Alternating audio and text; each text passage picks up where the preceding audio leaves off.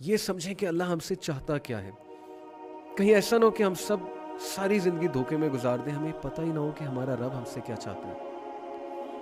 Clear ہے قرآن میں اللہ ہم سے کیا چاہتا ہے, لیکن قرآن سمجھیں گے ہی نہیں تو پھر کیسے پتہ لگے گا کہ ہم یہاں جو آئے ہیں دنیا میں تو اللہ تعالیٰ کی چاہت کیا ہے ہم سے.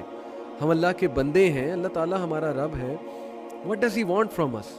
تو that's why سورہ البقرہ is very important to understand. دین پر آنے کا فائدہ بتایا کہ اللہ سبحانہ و تعالیٰ ہمیں میسج دے رہے ہیں کہ جو کوئی دین کے فلسفے کے مطابق زندگی گزارے گا, دین پر عمل کرے گا, تو نہ اس کے لیے کوئی غم ہے, نہ اس کے لیے کوئی خوف ہے. تو یہ نفسیاتی طور پہ میں آپ کو سمجھانا چاہتا ہوں کہ سائیکولوجیکلی اسپیکنگ ہیومن بینگز کے دو بڑے مسئلے اس دنیا میں, ان کی زندگیوں میں, ایک غم ہے اور ایک خوف ہے. اور یہ بہت پاورفل ایموشنز ہیں جو انسان کو بہت سی چیزوں سے روکتے ہیں, انسان کے ترقی میں مائل ہوتے ہیں, انسان کی گروتھ میں رکاوٹ یہ ہوتی ہے بہت بڑی, انسان کی سوچ نیگیٹو ہوتی ہے, انسان اوور تھنکنگ کر کے ظاہر ہے اور خوف میں آ کے اور غم میں آ کے اپنے آپ کو عبادات سے ہٹا لیتا ہے, ایک ڈی موٹیویٹڈ لائف کی طرف لے آتا ہے. سو اللہ تعالیٰ یہاں پر خوشخبری دے رہا ہے کہ جو لوگ ایمان لے کر آئے اور جنہوں نے ایکچولی صحیح سے دین کو سمجھ لیا, تو اللہ تعالیٰ ایسی سکینت نازل کرتا ہے. جیسے پرانے بزرگوں کی میں آپ کو بات بتاتا ہوں. آپ خود دیکھیں, ہمارے پرانے بزرگان گاؤں کے علاقوں کے اسپیشلی, نہ وہ پڑھے لکھے تھے, انہوں نے کوئی ماسٹرز اور پی ایچ ڈی اور ایم فلز نہیں کیے ہوئے تھے, نہ وہ پولیٹیکل سائنس پڑھے تھے, نہ وہ کوئی ایجوکیٹڈ تھے, مطلب in the sense of today's education.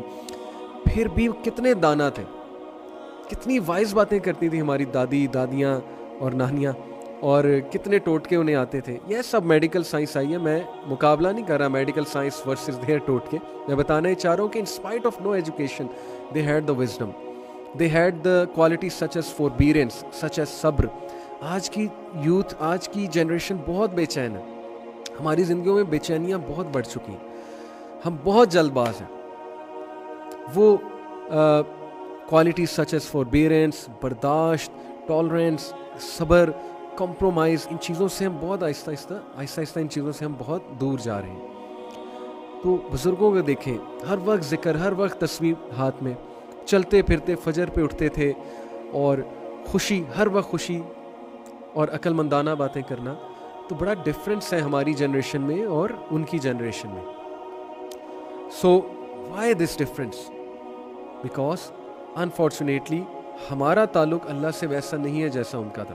وہ ان پڑھ ہونے کے باوجود بھی قرآن مجید پڑھتے تھے, بہت زیادہ پڑھتے تھے, ذکر اذکار ان کی زندگیوں میں بہت زیادہ تھے, چلتے پھرتے ذکر, اور پھر چڑیوں کو دانہ ڈالنا, نیچر کے ساتھ رہنا, زیادہ ٹائم نیچر کے ساتھ سپینڈ کرنا.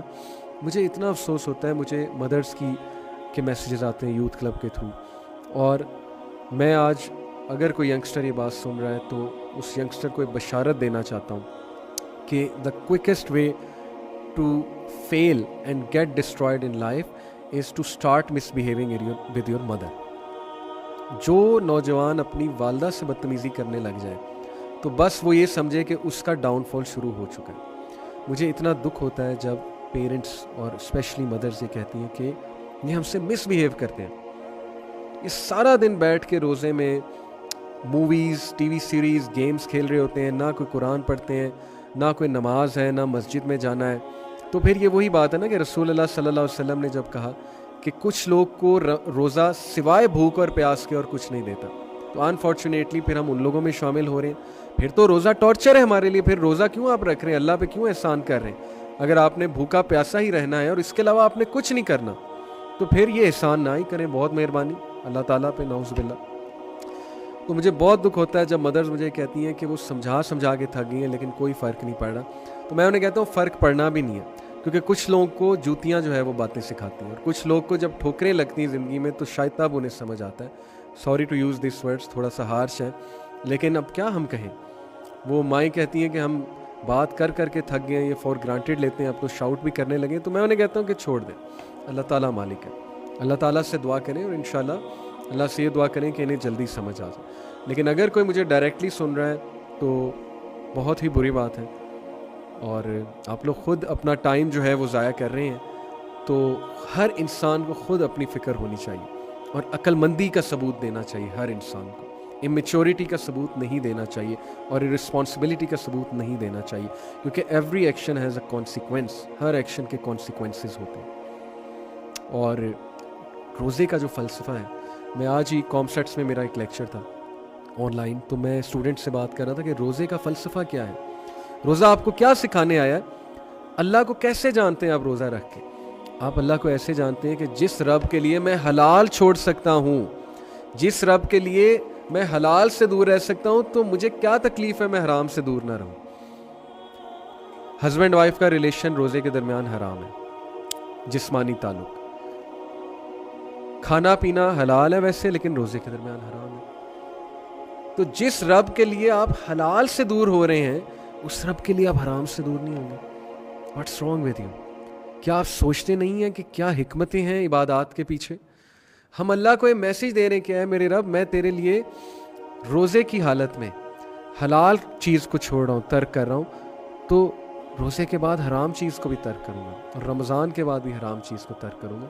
तो everything is consequence, remember this, हर चीज़ का एक कॉन्सिक्वेंस होता है। अगर आप सीधे ना हुए पेरेंट्स की एडवाइस पे, तो फिर अल्लाह ने तो सीधा करना ही है आपको, और ज़माने ने भी आपको सीधा करना है, लेकिन वो ज़माने का तरीका ज़रा हार्श होगा।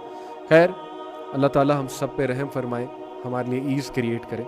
डिटेल में क्या जाना, टॉपिक की तरफ आते हैं। वर्स नंबर 63 ऑनवर्ड्स इंशाल्लाह आज तक हम शुरू करेंगे। औज़ु बिल्लाहि मिनश शैतानिर रजीम, बिस्मिल्लाहिर रहमानिर रहीम। व इज़ा अख़ज़ना मीसाक़कुम व रफ़अना फ़ौक़कुमुत तूर ख़ुज़ू मा आतैनाकुम बिक़ुव्वतिन वज़्कुरू मा फ़ीहि लअल्लकुम तत्तक़ून। और जब हमने तुमसे वादा लिया बनी इसराइल से, और तुम पर तूर पहाड़ ला खड़ा कर दिया, और कहा जो हमने तुम्हें दिया है इसे मजबूती से थाम लो, और जो कुछ इसमें है इसे याद करो ताकि तुम बच सको। मुख्तलिफ कौमों में जो मुख्तलिफ अंबिया अल्लाह ने भेजे हैं, उनको मुख्तलिफ मोजज़ात दिखाएं। नबी याद रखें, जब एक कौम में होता है तो मोजज़ात होते हैं। नबी चूँकि अब नहीं है कोई, तो ऐसी चीज़ें अब आपको देखने को नहीं मिलेंगी कि पहाड़ सर पर आ गया, या कोई बहुत ही ऐसी चीज़ जो अजीबो गरीब है वो देखने में आ गई, क्योंकि नबी अब कोई नहीं आएगा। नबी की मौजूदगी में बहुत सी अजीबो गरीब चीज़ें होती हैं जो इंसानी अकल और इंसानी सोच से मुतरादिफ होती हैं, यानी कि उनके ऑपोजिट होती हैं। तो हज़रत मूसा अलैहिस्सलाम चूँकि नबी थे, और उनकी मौजूदगी में बहुत सी चीज़ें, समंदर को चाक किया अल्लाह ने, ये पहाड़ सर पर आ गया कोहे तूर, ये मोइज़ात है। तो यही अल्लाह बता रहा है कि जब हमने तुमसे वादा लिया और तुम पर तूर पहाड़ ला खड़ा कर दिया, और कहा जो हमने तुम्हें दिया इसे मजबूती से थाम लो, यानी शरीयत को, तोरा को, और जो कुछ इसमें है इसे याद करो ताकि तुम बच सको। वाक़या ऐसे कि जब तौरात के अहकाम के मुतालिक यहूद ने इज़राए शरारत कहा कि हमसे तो इन अहकाम पर अमल नहीं हो सकेगा, तो अल्लाह ताला ने तूर पहाड़ को साइबान की तरह इनके ऊपर कर दिया, जिससे डर कर उन्होंने अमल करने का वादा किया। अल्लाह ताला के तरीके हैं, ये भी अल्लाह ताला की मर्सी है। जैसे पेरेंट्स कभी कुछ स्ट्रिक्ट एक्शन लेते हैं, कुछ डरावा देते हैं कि बच्चे एक्शंस लेने लग जाएं, अदरवाइज़ तो सरकश हो जाएंगे सारे। तो सिमिलरली अल्लाह ताला ने उन पर तूर पहाड़ जो है उसको खड़ा किया ताकि ये लोग अमल करने लग जाएं, और अल्लाह ताला ये बात उन्हें याद करा रहा है। सुम्मा तवल्लैतुम मिन बादी ज़ालिका फलौला फ़ज़्लुल्लाहि अलैकुम व रहमतुहु लकुन्तुम मिनल खासिरीन। लेकिन तुम इसके बाद भी फिर गए, फिर अगर अल्लाह ताला का फजल और इसकी रहमत तुम पर ना होती, तुम नुकसान वाले हो जाते। क्राइम्स आफ्टर क्राइम्स माफ़ किया अल्लाह ने, 2000 साल तक चांस दिया, लेकिन उसके बावजूद हरकतें ठीक नहीं, तो फिर आपके सामने जो है वो रिज़ल्ट आज है। इस वक्त भी मैं बहुत बड़ी बात करने लगा हूँ, जो ज़ायनिस्ट जूज़ हैं, जूज़ में भी कुछ ट्रेडिशनल हैं, ऑर्थोडॉक्स हैं, न्यूट्रल हैं, बिल्कुल जैसे इस्लाम, हम मुसलमान इस्लाम के पैरोकार हैं, वो जुडाइज़म के पैरोकार हैं, न्यूट्रल हैं, उनसे हमारा कुछ दुश्मनी नहीं है, ना ही उनसे कोई नफ़रत है, ना ही कोई मसला है उनसे, वो बस अपना मज़हब पे अमल कर रहे हैं। लेकिन जो ज़ायनिस्ट जूज़ हैं, जो स्टेट ऑफ इज़राइल इस वक्त बन रही है जिस एग्रेसिवनेस से, अभी भी आप देखें कि इज़्ज़त नहीं है दुनिया में स्टेट ऑफ इज़राइल की। वही बात अल्लाह ने कि गैरिल मग़ज़ूब और ह्यूमिलिएटेड। अभी भी किसी यूनिवर्सिटी में आपको लगता है प्राइम मिनिस्टर जाएगा उनका तो उसको स्टैंडिंग ओवेशन मिलेगी वहाँ जाके? बिल्कुल भी नहीं। In fact I was seeing a clip कि स्टेट आई थिंक मिनिस्टर था कोई इज़राइल का, वो किसी यूनिवर्सिटी में लेक्चर देने गया, American students walked out of the lecture hall, खड़े हुए सारे स्टूडेंट्स, उन्होंने अपनी पीठ उसके पीछे उसके सामने की, अपनी बैक उसको शो की, और उसके बाद दे walked out of the room. such humiliation. تو آپ کے سامنے ہے سب کچھ. بہرحال وَلَقَدْ عَلِمْتُمُ الَّذِينَ اعْتَدُوا مِنْكُمْ فِي السَّبْتِ فَقُلْنَا لَهُمْ كُونُوا قِرَدَةً خَاسِئِينَ. اور یقیناً تمہیں ان لوگوں کا علم بھی ہے جو تم میں سے ہفتے کے بارے میں حد سے بڑھ گئے اور ہم نے بھی کہہ دیا کہ تم ذلیل بندر بن جاؤ. ڈے آف سیبت سیٹرڈے کو انہیں منع کیا گیا کہ فشنگ نہیں کرنی ہے, لیکن وہ بھی پھر ایول جینیس. ظاہر ہے کہ شرارت پہ جب آتے تھے تو شارٹ کٹ انہوں نے کیا لگایا اور کیا انہوں نے جو ہے وہ ایک اللہ کو دھوکہ دینے کی کوشش کی کہ سبت یعنی ہفتے والے دن یہودیوں کو مچھلی کا شکار بلکہ کوئی بھی دنیاوی کام کرنے سے منع کیا گیا تھا, in order to discipline them. اللہ تعالیٰ ڈسپلن کرتا ہے قوموں کو, مختلف طریقے ہیں قوموں کو ڈسپلن کرنے کے, لیکن انہوں نے ایک ہیلا اختیار کر کے حکم الہی سے تجاوز کیا. ہفتے والے دن بطور امتحان مچھلیاں زیادہ آتی تھیں, یہ بھی ایک امتحان تھا ان کا. انہوں نے گڑھے کھود لیے تاکہ مچھلیاں ان میں پھنسی رہیں اور پھر اتوار والے دن ان کو پکڑ لیتے. تو یہ جو حرکتیں ہیں میرا خیال پاکستانی قوم تو اس میں ماہر ہے, ہیلے بہانے ڈھونڈنے میں اور شارٹ کٹس لگانے میں اور جگاڑ لگانے میں, جس کو ہم آج کل کہتے ہیں جگاڑ, کہ چلو گورنمنٹ کے یہ رولز ہیں تو اس رول کو بائی پاس کیسے کیا جا سکتا ہے, ٹیکس دینے کے یہ اصول ہیں تو let's learn how to bypass. اس میں تو ماہر ہے نا ہم, لیکن شرم کی بات ہے, اس کی وجہ سے ہم پوری دنیا میں بدنام بھی ہیں اور ہمارے لوگوں کو نوکری کوئی نہیں دیتا ہے. کبھی آپ جا کر دیکھیں کہ ویسٹ میں اور مڈل ایسٹ میں کتنی بدنامی ہو چکی ہے چند ان لوگوں کی وجہ سے جو یہ ہر وقت جگاڑ کے چکر میں ہوتے ہیں. اور ہمارا اسٹوڈنٹ بھی یونیورسٹی میں آپ دیکھ لیں ہر وقت اسی چکروں میں کہ کس طرح بائی پاس کروں میں رولز کو اور کس طرح میں جگاڑ لگاؤں.